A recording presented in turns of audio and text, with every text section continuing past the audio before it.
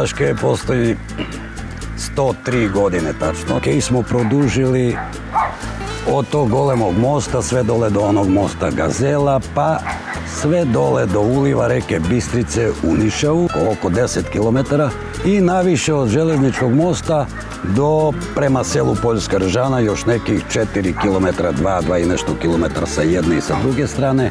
Ovaj deo je uređen i to radimo mi, javno preduzeće Komunalac, zajedno sa sportskim centrom.